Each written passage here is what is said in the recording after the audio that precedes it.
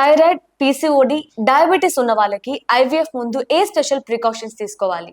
ముందుగా most important ఏంటి అంటే అండి, ఇవన్నీ కండిషన్స్‌లో మనము ఆప్టిమమ్ కంట్రోల్ అనేది అచీవ్ జేయాలి.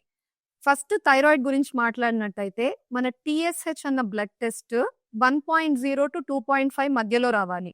సెకండ్ వచ్చేసి టీఎస్‌హెచ్ నార్మల్ ఉన్నప్పటికీ మీరు టీపీఓ యాంటీబాడీస్ అన్న ఒక టెస్ట్ చేసుకోండి. వాటికి స్క్రీన్ జేసుకోవాలి. సో, ఇవి థైరాయిడ్ పరంగా మనము కంట్రోల్ జేసుకోవాల్సింది. సెకండ్ వచ్చేసి డయాబెటిస్‌లో మీ బ్లడ్ షుగర్ లెవెల్స్ కంట్రోల్ తీసుకొని రావాలి. హెచ్‌బీఏవన్సీ బ్లడ్ టెస్ట్ మీరు చేసుకొని, గత 3 నెలలుగా మీ బ్లడ్ షుగర్ లెవెల్స్ కంట్రోల్‌లో ఉన్నాయా లేదా అనేది తెలుసుకోవాలి.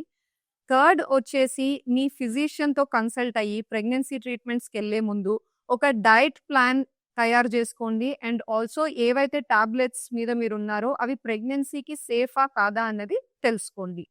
అండ్ లాస్ట్ వచ్చేసి మనకు పీసీఓడి.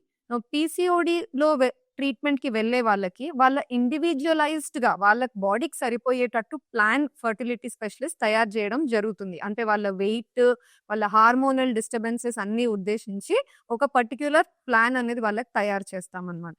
సో, ఇలా తయారు చేయడం వల్ల ఈ 3 కండిషన్స్ ఉన్న వాళ్ళు గూడా ఫెర్టిలిటీ ట్రీట్మెంట్స్ తీసుకొని సక్సెస్ పొందొచ్చు.